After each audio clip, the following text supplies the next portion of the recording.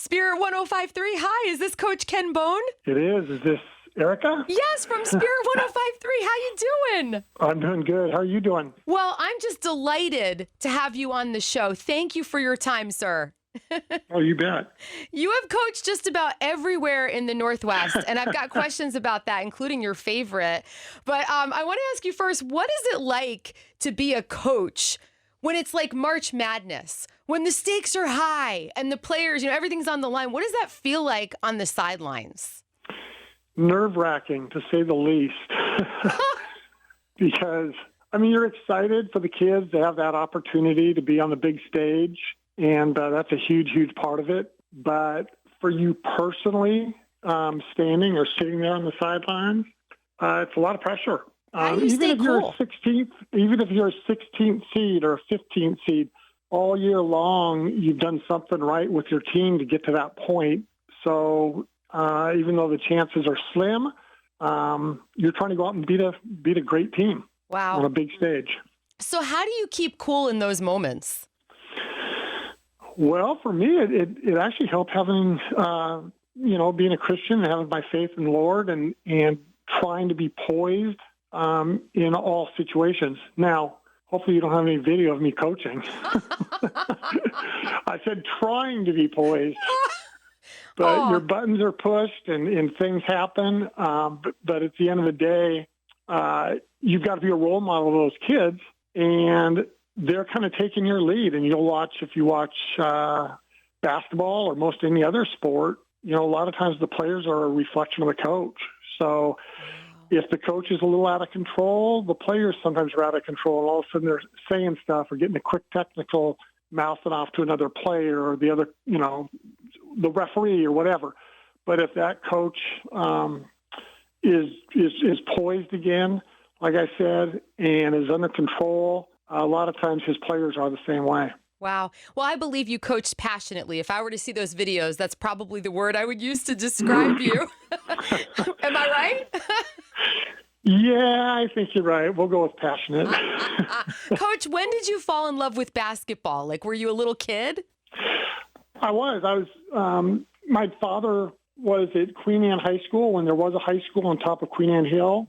And my brother and I would tag along and go to his practices and games. And then when Nathan Hale High School opened up, we were like, I think my brother was 9 and I was 5. And we were right there with our Letterman's jackets, sitting behind the bench and cheering on my dad's team. So it started at an early age, and going down there to the Saturday morning practices were always a lot of fun, running around Nathan Hale and shooting baskets while his teams were practicing.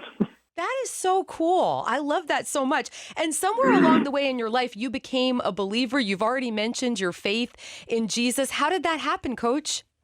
Well, I attended the Berean Church on 185th and right across from Shoreline Community Center out north in Seattle. And it was brought up in the church, but it was actually June 26th, 1970. I was 12 years old at church camp up in Lake Samish in Bellingham, and that's when I accepted Jesus Christ.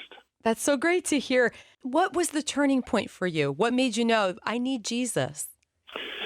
I was a little rascal growing up, and I'd nothing serious, but just always in some type of mischief. And I think I finally got to the point where I thought, you know what, I need to start behaving, and not that I behaved the rest of my life, but I need to start behaving and living like a Christian as I'm going to Sunday school and church and involved in Awana, learning about Jesus Christ and how to be, how to act and treat others. I need to start doing it. And I think that's what really motivated me to make a change.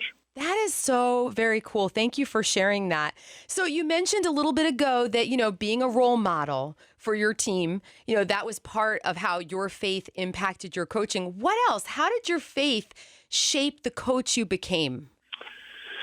I would say as the years went on, let me back up. When I started out, it was really almost all about winning. It was just the X's and O's and motivating guys. We got to win. We got to win. We got to win. And as the years rolled on, not that we didn't want to win or I didn't, as a head coach, want to win the games, But there ended up being value in having a bad practice, having a bad game, losing a game. And I started seeing the big picture better. Wow. To be able to reach kids and teach life lessons through winning or losing. That is so cool.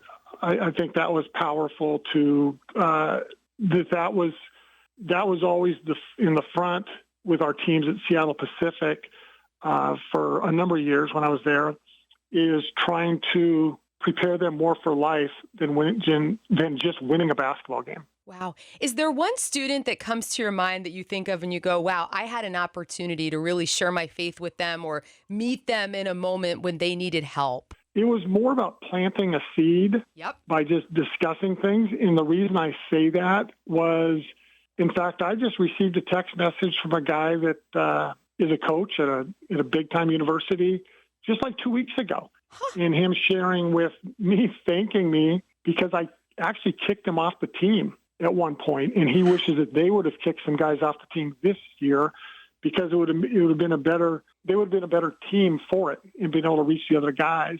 And so sometimes you don't hear about it until years later about someone that, came to be a Christian, and a lot of it started with some meetings in the office or on the court with guys and just sharing a little bit with them. But later in life is when it really triggered and happens for some guys or some people. So cool. Coach Ken, I'm such a fan of yours right now. So you've coached at Portland State, Washington State, UW, Gonzaga, Producer Max. Am I forgetting anything? SPU. Okay, yeah. I mean, seriously, what was your favorite, or can you say? Oh, yeah. I'm at the age now I don't really worry about it too much. My favorite was Seattle Pacific. All right. Yeah, we'd grown up in Ballard. My dad, like I said, was a high school coach, and so he'd take my brother and I down to SPU games when we were small. We went to practices down there, and then my brother went to school there. I ended up going to school there, and so it was an honor to go back and be the assistant coach, and then eventually the head coach for 12 years. So, and I loved it there, and I think I would have stayed there for my career if it hadn't been that we had 3 daughters, and it just wasn't easy to make ends meet. And so at some point, it's like, I need to make some money too at some point. So decided to move on. I think you made an impact too in those other places for sure. Hopefully. Oh, I believe it. So, Coach, we're really excited because you're coming to our sister ministry, King Schools, to host this basketball clinic for the Fellowship of Christian Athletes. I love FCA of Seattle. I'm actually on the board now, and it makes my heart light up when I think about that. So what can parents and students expect from you? What are you going to teach these kids? Well, as far as basketball, we're going to just work on some basic skills. And when I say basic skills, like real basic, because they're young kids. One of the things, there's going to be shooting and dribbling and passing and ball handling, but we're going to hit on some other things in regards to just effort. You watch, I'm using this as an example of kind of just stepping out of just the shooting and dribbling skills. You see guys fall down during the game. It's like they don't know how to stand up anymore. Wow. They need a teammate or two to come over and lift them up. And I'm like, that's crazy. I understand if it's a certain situation, but sometimes you got to just get up and get going. Right. And so just little things like that, and how it's important to get up and get going in the morning and try to use things that happen on the basketball court and teach them those can be good tools for life. Wow. That is so cool. I love knowing that. Well, producer Max is here in the studio, and he's got a question or two for his show. Are you cool with that, Coach Bone? Oh, yeah. All right, here he is. How's it going, Coach? Doing good. How you doing? Good. So I've watched a lot of I'm a basketball fan. I've watched a lot of your teams play over the years, and I think you probably have as unique a perspective on this as anybody. How important is the basketball scene in Washington, in the Pacific Northwest? How have you seen it grow in your time? Well, it's grown immensely. When you say my time, I'm old. So what happened was before the Sonics ever arrived, there were not many guys that had gone to the NBA. Now, the NBA was much smaller way back then. But as the Sonics came in, basketball, I think, really started growing.